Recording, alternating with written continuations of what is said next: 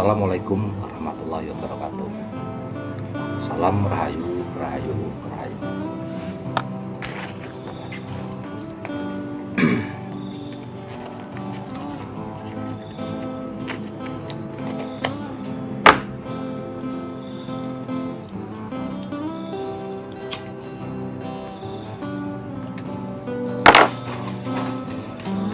Teman-teman, saya ingin mengucapkan selamat datang di channel Lancan Heru ini, channel yang selalu membahas cerita-cerita sejarah. Saya berharap bahwa kita di channel ini bisa sama-sama menyelami dan mempelajari sejarah Nusantara ini.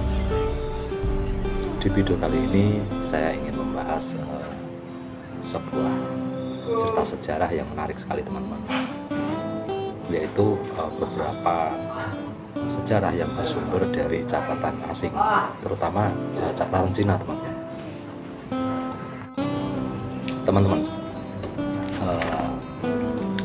Di dalam buku ini, teman-teman, buku Pararaton yang ditulis oleh Heri Purwanto, teman-teman. Ini di sini ini adalah buku Pararaton yang membahas tentang frontal Pararaton, tetapi di sini juga membahas raja-raja sebelum era Majapahit maupun Singasari, teman-teman. Raja-raja ketika zaman jauh hari sebelum jauh tahun sebelum Pararaton dibuat, teman-teman.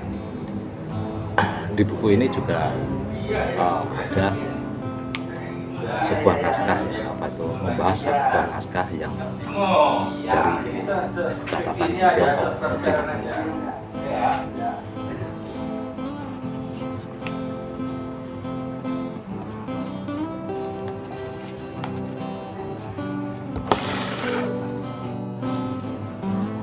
Teman-teman, di dalam buku Pararaton ini ya, yang ditulis oleh Heri Purwanto, itu pada halaman 27 yaitu saya menemukan sebuah tulisan yang mengatakan bahwa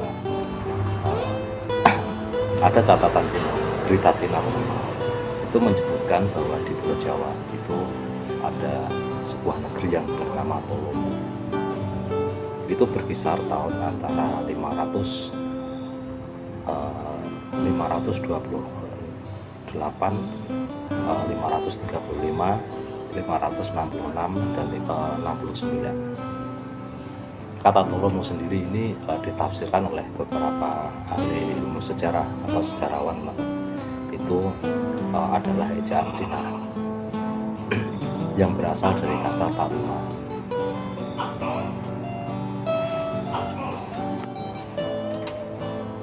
Menurut catatan Cina, teman-teman, bahwa kerajaan Tolomo ataupun Tarumanegara, teman-teman, itu sebuah kerajaan yang berada di wilayah Bekasi sekarang, yang mampu bertahan 2 abad lebih.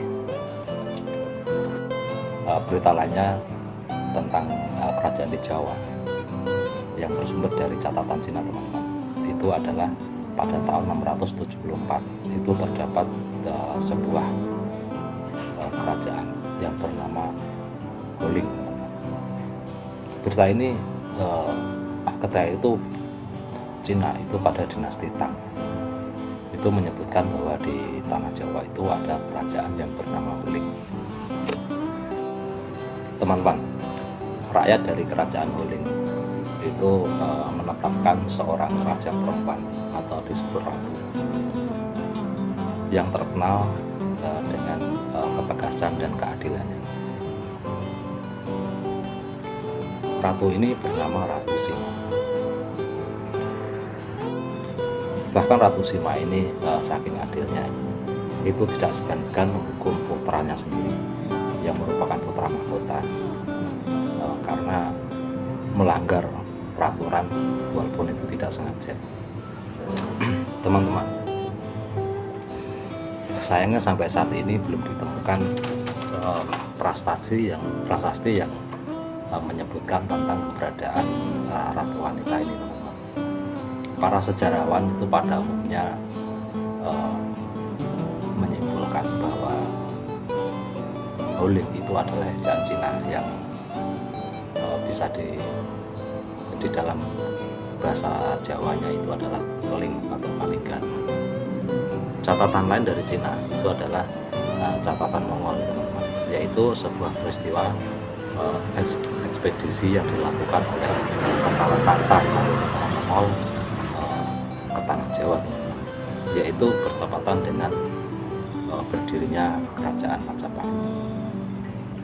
Teman-teman, di dalam Pararaton itu disebutkan bahwa Raden Wijaya itu mengalahkan Raja Jayakatwang itu dengan bantuan tentara Cina, tetapi hanya sampai di situ saja, teman-teman. Sedangkan kita bisa mendapatkan cerita lengkapnya itu dari catatan Cina itu sendiri, yaitu sebuah laporan yang dibuat oleh 3 jenderal yang memimpin pasukan Tartar. Laporan ini diserahkan kepada Raja Mongol, yaitu sebuah catatan yang memuat atau yang mengandung isi tentang perjalanan Jenderal Ikemese itu mengemban misi ke Jawa untuk menghukum Raja Jawa, yaitu Prabu Kartanegara yang pernah memotong telinga dari utusan Mongol.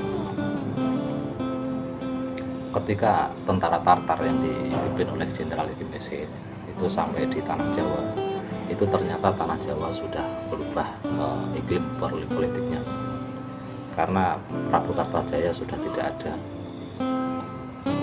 Yang berkuasa saat itu adalah Prabu Jayakatwang di Daha. Kemudian kedatangan Jenderal Ikemese ini disambut dan diterima oleh Raden Wijaya.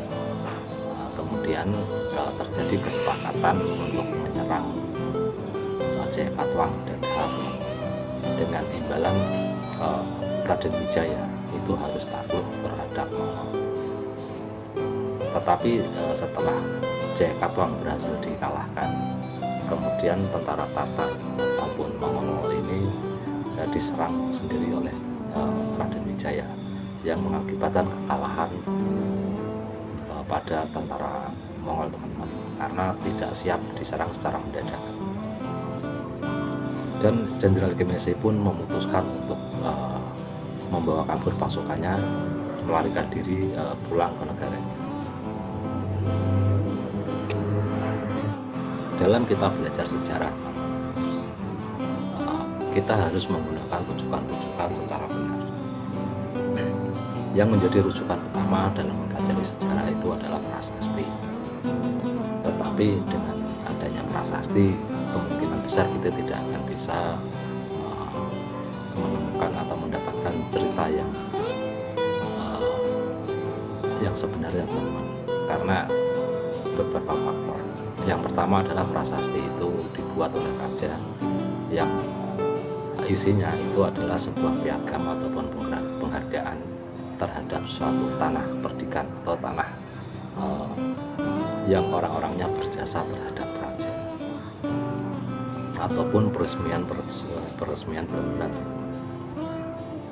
Sedangkan kita tidak bisa mendapatkan cerita dari itu hanya sekedar sebuah monumen ataupun sebuah piagam. Oleh karena itu, para ahli sejarah itu mencocokkan prasasti itu dengan sumber lain.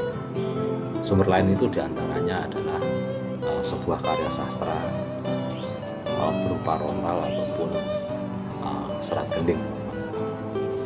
Contohnya seperti kitab Nagara Kartagama itu ditulis ketika era Jaya-Jaya Majapahit. Contoh lainnya adalah yang ditulis ketika masa akhir Majapahit, yaitu kitab Pararaton, Kidung Sundayana, Cerita Parahyangan, terus catatan-catatan dari asing, termasuk yang dari Cina yang kita bahas kali ini. Di daerah Sunda juga ada yang namanya Carita Parahyangan.